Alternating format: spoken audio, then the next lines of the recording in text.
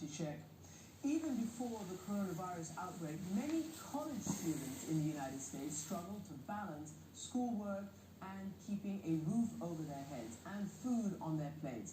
And they now find themselves in an even tougher situation. Sarah Goldrick-Grubb is a professor of higher education, policy, and sociology at Temple University in Philadelphia. And she's best known for her groundbreaking work to combat food and housing insecurity. And she talks with our Hari Srinivasan about what needs to be done for this vulnerable group right now. Sarah, we've spoken before about the food insecurity, about housing insecurity that college students are going through, and that was before the pandemic. That was before a shutdown that's taking all of these kids off campus. So let's kind of unpack what students are going through now. How much worse has it become? Well, I think it's become even more difficult. You know, the challenges that they were facing before, issues like food insecurity, that came from a lack of money and a difficulty paying their bills. And now, thanks to this pandemic, many of them have lost their jobs or at least seen their hours cut. And also things that they paid for already, things like their meal plans, they can't use them anymore. While their colleges say that they're going to maybe refund some of the money, it's not going to come right away. So I honestly think that it's pretty likely that larger numbers of them are dealing with these challenges now. Outline some of the challenges that college students were already facing. Before this pandemic, my team spent 5 years doing surveys of college students around the country, focused mainly on the public sector. Public higher education enrolls 3 out of 4 college students. And our surveys added up to over 330,000 students across 400 plus colleges and universities. In February, we issued a report, so this is before the pandemic. Our report documented that 43% of those 330,000 students, 33% of them had experienced food insecurity while they were in college, 48% had experienced housing insecurity, and 16% had experienced homelessness in the prior year. That was before the pandemic. We can only imagine what that looks like now. And the financial picture that you paint also, a lot of students actually have to have jobs to be able to attend college, whether it's an on-campus job or an off-campus job. And as we've watched over the past several weeks, there's not a single part of this economy that has been untouched. Yeah, I mean, about 70% of college students were working before the pandemic. And even more substantial were involved in the labor force in some way because they were looking for a job, but they could not find one. Now you have all of these people who have been told, we either can't go to work or my job closed. A lot of people in college work at restaurants, for example, and we've all seen what's happening there. So to be told, you still have to pay your rent, and you don't have money coming in, it really does create a significant crisis. The other thing is, most of these students have no idea what unemployment insurance is, and if they have heard of it, they don't know how to access it. What are some of the stories that you have been hearing or even reading? I know you get emails from students around the country. Well, I have been part of a team behind an organization that is running a relief fund called studentrelieffund.org. And I'll share with you, I have a couple of emails here that I received. One of them is from California Polytechnic State University at San Luis Obispo. And the student writes, I lost my on-campus job because of the coronavirus. I used this job to pay for my rent and utilities, and I'm not going to be able to pay my bills. I don't know what to do because I've independently supported myself on this front all through college. My parents cannot afford to just pay the costs for me. And another one who was also writing from California, this time from the University of California, Irvine, a top public university, says, my family doesn't have money saved for emergency situations like this because we're a low-income family. We need the money of every check we get. And we're scared we're not going to be able to pay for rent and utilities. We're scared we're not going to have a roof over our heads. I'm scared that I'm going to have to leave school to work full-time, and I'm just 1 quarter away from graduating from college. I mean, the level of terror that some of these folks are feeling is real because they know, especially if they come from a low-income family, that college degree is the thing that most likely is going to help them get out of poverty. And now they're essentially trapped. They're not going to be able to get it. So what is a college supposed to do? What are colleges doing in response? I'll tell you, the best colleges right now are first and foremost acknowledging the reality of that situation. They're not trying to pretend that every student who had to leave their institution went home to two parents who were just paying the bills, and the student is sitting around doing a TikTok video. Okay? They are saying to their students, we know this is really hard. We know you're losing your job. We know you're having trouble with your rent. And we want to connect you to a variety of resources to help you do that. So those folks are talking about things like unemployment insurance. They're talking about things like SNAP. They're telling students that they're going to do their best to get them refunds, and they're giving them some sense of when it will come if they, for example, prepaid their housing. But that isn't the majority. The majority of schools seem to say to students, look, we got to close, and you got to get out of here. And they're even arguing with them over issues of refunds.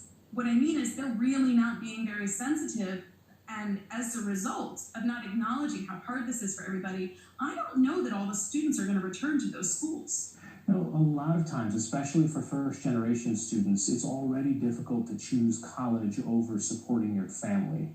And I'm imagining right now there's some difficult conversations with kids who may be just a quarter away or a semester away from graduating, but the families are calling and saying, hey, all of us have lost our jobs, we need you to pitch in.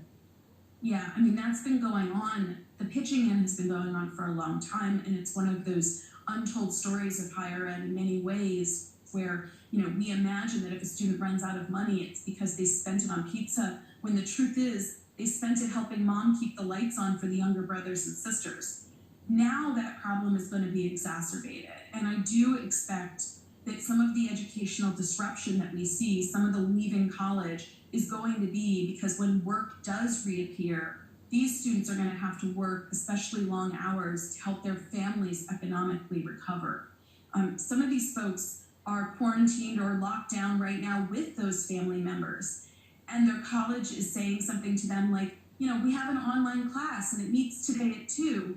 Well, those folks are trying to manage the younger siblings who are in the house, who also are not in school. A similar situation to the 4.3 million college students who have children of their own, who right now are being told you're supposed to go to an online class and pay attention when their children are running around. Is there still a digital divide, a gap here? Because, online courses came on really the scene maybe 10 years ago or so, but at least on the elementary school level, we're seeing cases where kids from impoverished neighborhoods, they don't have laptops, they don't have access to Wi-Fi, they don't have access to, high-speed internet at home. How are colleges or how are institutions trying to solve for that? So look, the situation's exactly the same in higher education, and frankly, many of those school-age kids that don't have broadband access live with an adult who then doesn't have broadband access for their college work too. There is a dearth of laptops. There's a lack of good and strong enough broadband access. And then let's be honest, if you're going to do Zoom every day, you actually have to have pretty high-speed internet, and your laptop actually has to be really high functioning. Some of these folks, that's the part where they fall short. So colleges are trying. I've been watching a lot of community college presidents that are digging deep into their budgets and pulling out the little bit they have and trying to buy Chromebooks and other, supplies for their students. But the need far outstrips the amount of money that they have available. As a result, we're seeing things like community colleges are driving buses around and parking them in parking lots and broadcasting the Wi-Fi so people can come and sit in the parking lot and supposedly take their class or get online. All kinds of creativity. But, let's be honest, online education simply isn't equitable. It's not equitable in who has access to it, and it isn't equitable in terms of its quality at teaching people. The people, those first-generation students, all the studies show, learn the least from online education. They really need the in-person, and they're the ones who are really losing out right now. What about the faculty that are caught up in this? We have this notion of faculty being, tweed jacket wearing, tenured, spectacled folks. Well, that's not most of them, are they? they're also, I'm imagining, in their own households, feeling a big pinch here because other than this university job, there's got to be others that are impacted in their house. That's right. I mean, look, the inequality among faculty is extreme, and most people don't get it. I'm going to be honest with you. You know, I'm a full and tenured professor, and I am not worried about my job security right now. And as you can see, I have a nice home. I have colleagues, even in my own institution, who are not sure they're going to have a job next week, who are not living in any kind of nice home. They're living in an overcrowded apartment with their children. Some of them are living in their cars. Okay, so these folks are deeply affected by these challenges. And the really kind of horrible part of all of this is that when the universities take deeper and deeper budget cuts just to survive, what they're going to do is hire more and more people under those same working conditions. So they're going to hire more adjunct faculty and pay them badly. They're not going to have offices on campus. They're not going to earn a living wage. And an increasing number of college students are going to be taught by people facing those working conditions. And studies show that does not lead to the same educational outcomes for those students. So, you know, again, this is another way the situation will play itself out repeatedly over time. What about the stimulus bill that was just passed? Is that going to be enough? You know, the stimulus bill, it's tricky. I know it certainly won't be enough. It won't be enough for anybody. I mean, you know, whether it's a college student or not. But one of the things I'm concerned with is it looks like from the stimulus bill that if you're a college student and your parents claim you as a dependent on their taxes, you're not going to get a stimulus check, even if the truth is your parents really don't provide you with financial support. I know they're not supposed to claim you as a dependent and not provide you with a substantial amount of financial support, but that happens all the time. And it especially happens to LGBTQ students who are disproportionately estranged from their parents. So I am really worried that some of the most vulnerable students who are already in tough situations are going to be completely left out of the stimulus bill. The aid in this package right now is somewhere, around $7 billion just for students, right? That's not going to be enough? The $7 billion isn't going to be anywhere near enough, to be perfectly honest with you. It's a lot more than we had expected to come. So that's the starting point. I mean, when Senator Patty Murray put out her bill and it had $1.2 billion in emergency aid in it, most of us thought that would be a reach. And this is certainly more. But we do need to be honest, as I've been saying, about the gaps that existed even before the pandemic and have now widened. So we cannot pretend like before the pandemic there were no financial shortfalls. That's the problem with the funding amount, is that we have the existing shortfall. Now it got even larger. To make up for those shortfalls would probably be 3 times that $7 billion. Even if, let's say, best case scenario, we get through this surge, we flatten the curve, how long are the consequences to the higher education system? I have a hard time believing this is something that we recover from within even a 5-year period. You know, the last recession had such lasting implications. It's more than 10 years out from that recession, and I don't think that higher ed really recovered. So I am afraid that this is going to be at least 10 years. The only thing that could really change that is if we see federal policy change that helps states and brings states back to the table so that they begin to reinvest in higher education sooner rather than later. It's not just about the implications for higher ed. These effects trickle down.